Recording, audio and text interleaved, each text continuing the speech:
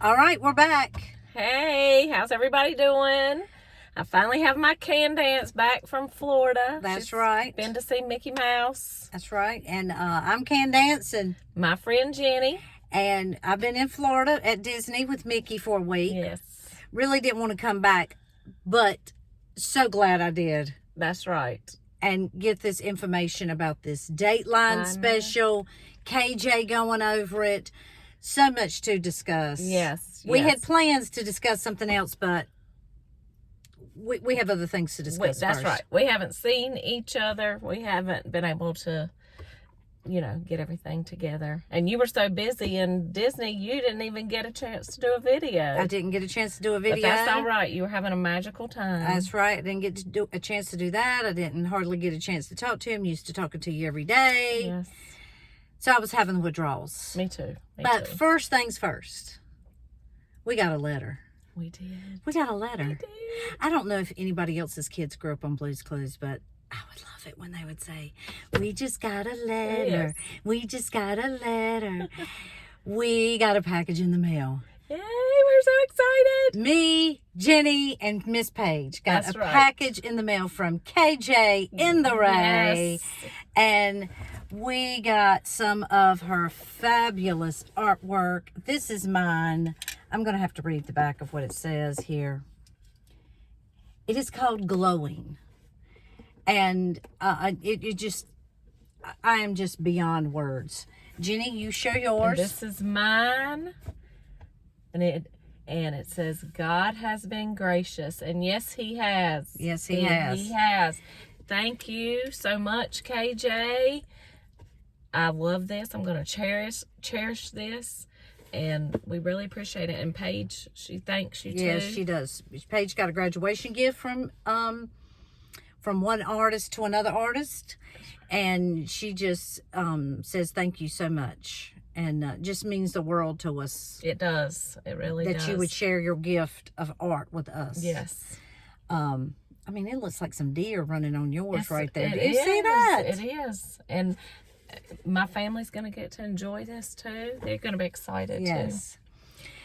So, I told Jenny we were going to do a little thing different today. So, you know how, I don't know if many of y'all watch Regis and Kathy Lee or Regis and Kelly.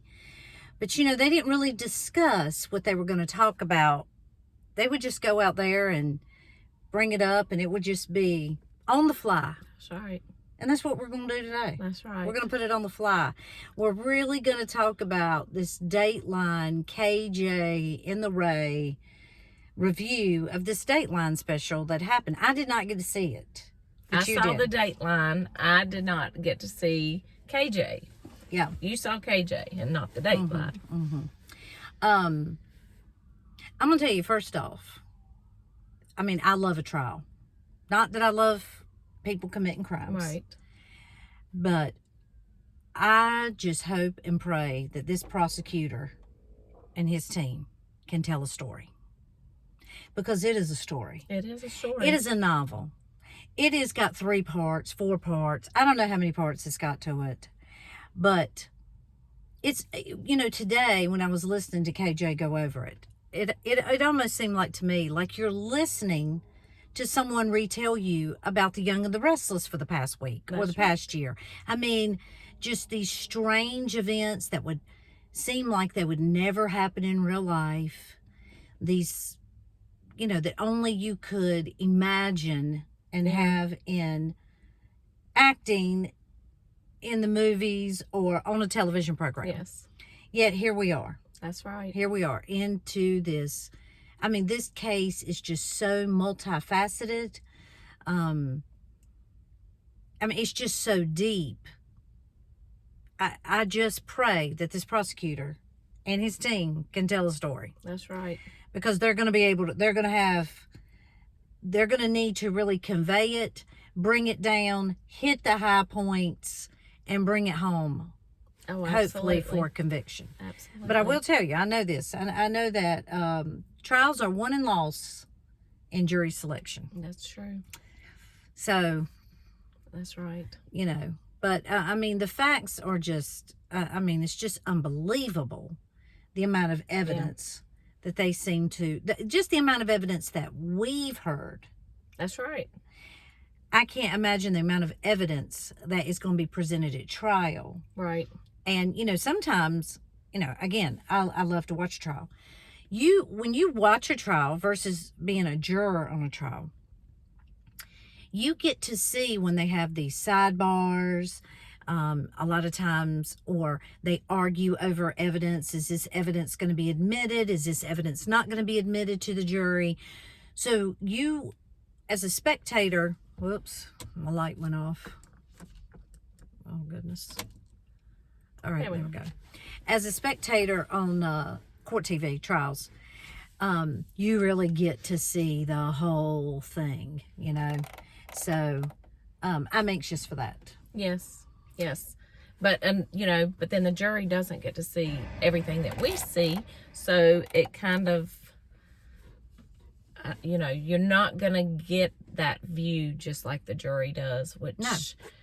You have a different view. You have a different view. So sometimes you don't understand when they come back with a verdict of not guilty, or they come back with a verdict of hung jury. You think, how could that have happened? But you have to remember, they do not know every single thing that you know. Right. So go ahead and tell us about. Well, and let me say, I did get to see a little bit of KJ talking about Dateline, but not all of it. Well, I mean, it was all about Melanie P. And there were things on there I had not seen before. There was a lady in Hawaii who apparently Chad and Lori went to try to rent a property from 2 weeks after his wife died. And this woman questioned them. I'm sure probably at some point KJ talked about that. I did not get very far into hers. Talk about that. I didn't have time. I planned to finish watching that, but I haven't had time to finish it. But yeah, I mean, I didn't know about that. And like I said, I'm at a different place in this than Candace. So there's things that I'm sure all of you know that I had not really seen. I had not seen the footage of Melanie P being arrested. KJ said she had not either. Oh, okay. Well, that she had heard about it, or heard something about it, but she had not seen it. And she said it is just, I don't know how I'm going to go back and watch this Dateline. I don't know if I'm download Peacock or what, but yeah, just for that alone, because of the way that they acted, and the way that they just seem to imply that we are fools, that everybody else in the world is a fool. Yeah. When she's like going into the garage and they really think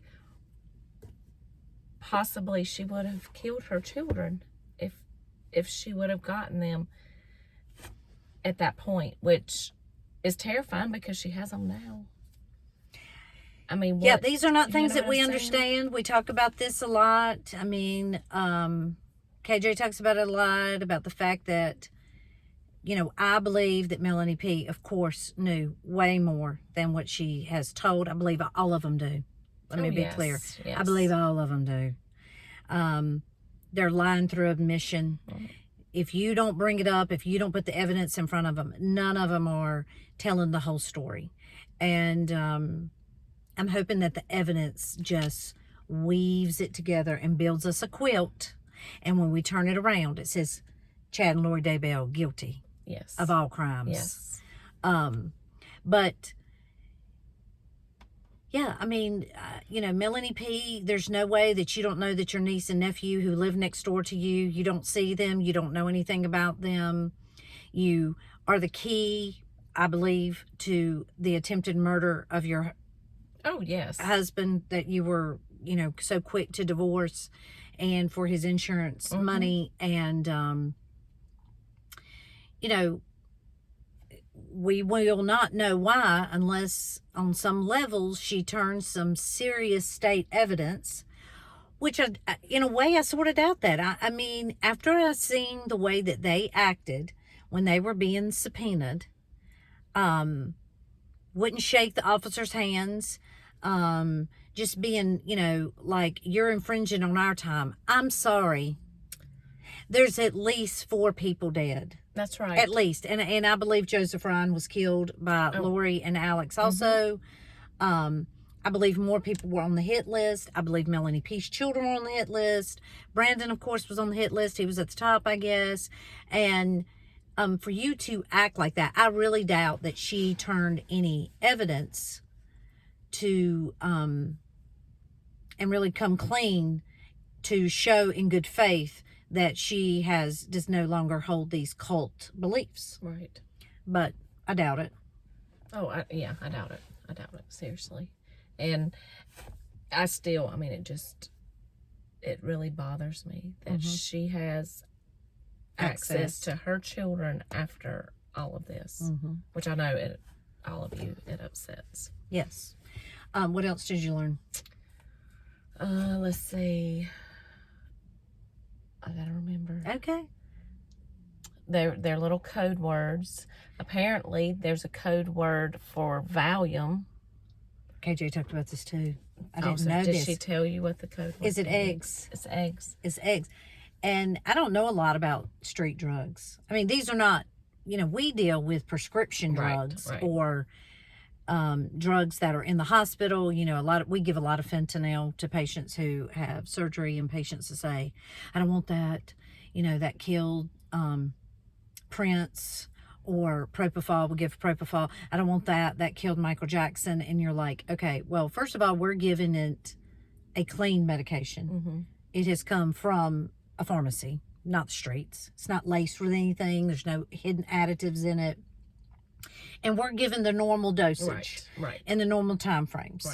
Right. And you're on a monitor. Exactly. And there's oxygen nearby. Yes, and, there's all these safety precautions that we take when we're given this kind of medicine.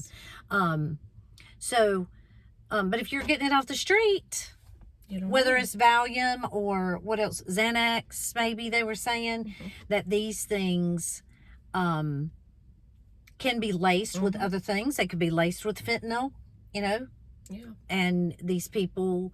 and it kills people. Now, KJ was sort of implying that maybe they got it from Mexico. Well, Alex, Mexico. He went to Mexico to get medications. He said that. Yeah, and so. Or Zulema said that. Yeah. Yeah.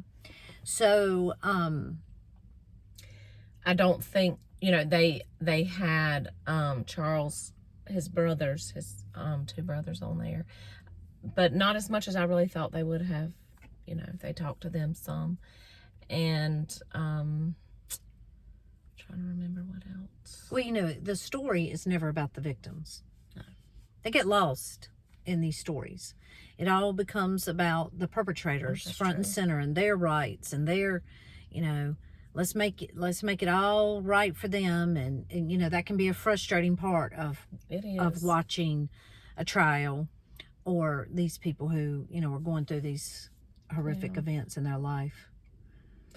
Well, it just, seeing Melanie P and all them, it just, and then it talked about that Ian was wired and eventually told her that he was wired by the police because he went, with his ex-wife.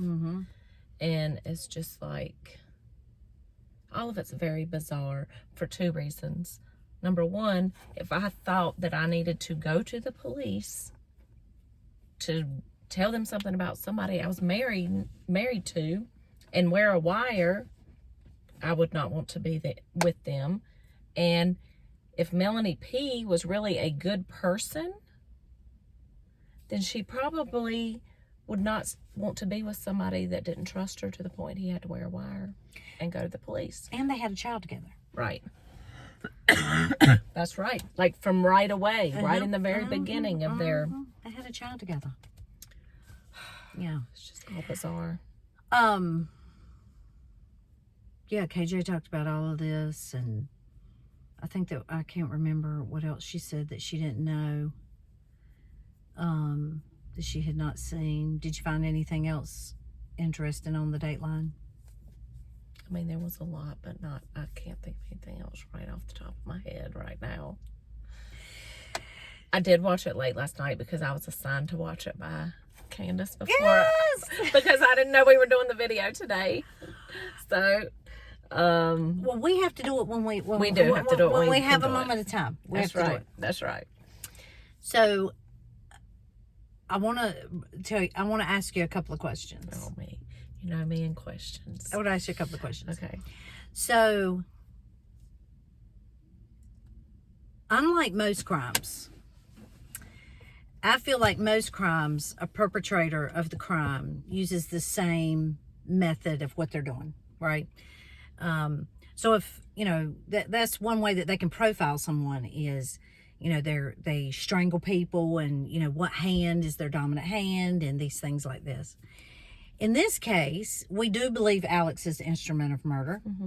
Yes, we agree with that. We do believe that. And so we have Joseph Ryan, who is very suspicious how he died. Mm-hmm. We know he wasn't shot. Mm-hmm. I mean, we're pretty much sure of that, right? That he wasn't shot. We have that they shoot Charles Vallow.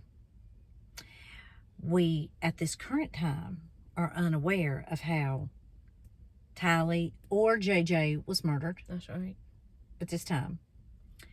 I think we know, at least we can say with certainty that JJ was not shot. We can say with certainty that. Right. But we don't have the autopsy reports on these.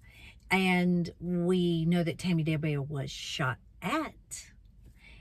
And they shot at Brandon. Yeah. But, of course, we have a bad marksman here, unless it's point blank, I guess. And Tammy Daybell dies of some sort of inner turmoil within her body. Again, we do not have her autopsy report. Right. And then we have Alex, who dies mysteriously. And we know that he has blood clots and some other things, pulmonary embolisms going on, right? Right. So, they seem to use a little different cocktail depending on who it is. Mm-hmm. But I just don't believe that I'm not saying they did not. KJ believes that her theory is, now, she said her theory has changed, that they used this Xanax and Valium cocktail to sedate or overdose Tylee, JJ, Tammy. Yeah. And, I can't say what happened with Tylee and JJ. But I don't know that taking those kind of narcotic or benzodiazepine overdose would make you have blood clots, pulmonary embolism. What do you think? I don't think so, but... We're not medical examiners. No, we're not medical examiners. We just play one on YouTube. Yes, but I do not think so. I don't think so. But we could look it up. Yeah, we could look it up. But I mean, I feel like... Now, you could... Now, let me tell you this. When you overdose, your body is trying to get it out. Well, so true. you do vomit a lot, and they do asphyxiate or aspirate on that. That's right.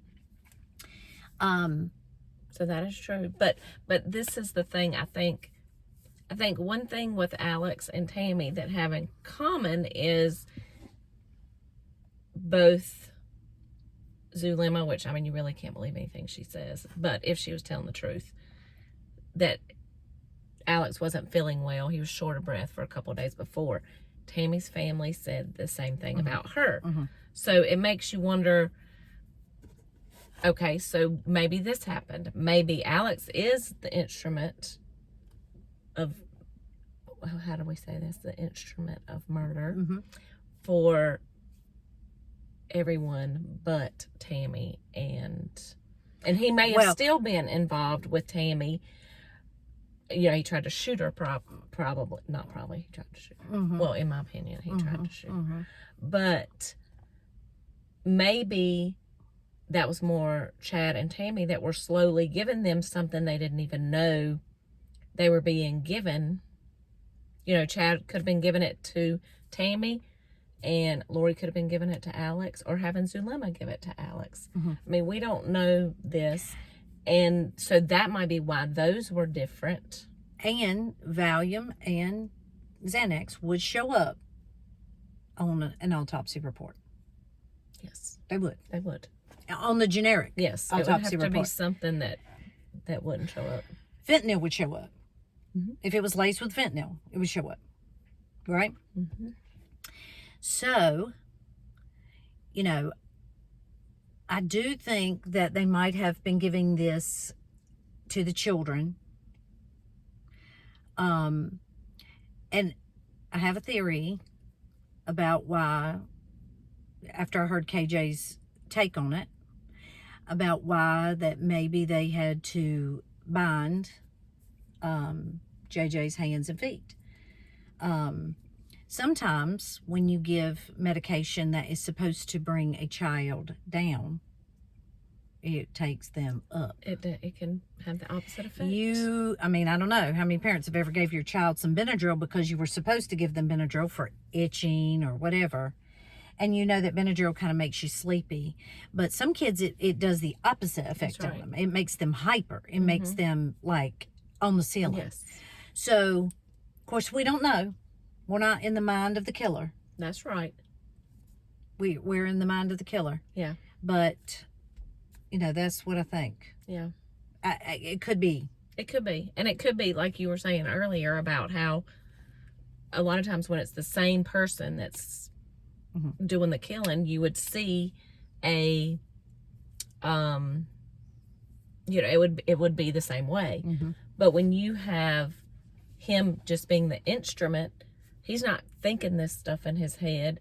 She's saying, I need this person gone. He's just doing it however, Right. you know, whether it's with a gun or, unfortunately, whatever he did with the children. But it's just very, very sad. It's horrific. It is. It's horrific. And, you know, when, you know, some people were asking questions on KJ's thing about, you know, why did they take him to Yellowstone? Why did they take JJ to the park if they believed that they were zombies? I want to go on record and say they don't believe their own bull crap, okay, that they're putting out there. Deep down, they know it's a bunch of bull crap. Right? That's right. They just found some gullible, stupid people to buy right on into it. I don't know what's going on into those people that they would latch on to such irrational beliefs. I mean, well, I'm talking about stuff that most people would say, you know, that is just cuckoo. it's time to check them into the behavioral medicine. It's time unit. to change it. I mean, It's time that's for what an most ECT. people It's would time say. for an ECT. That's right. That's exactly what you'd be you know, saying. and I don't believe that Lori Daybell had a mental break ever, unless it was when she was young.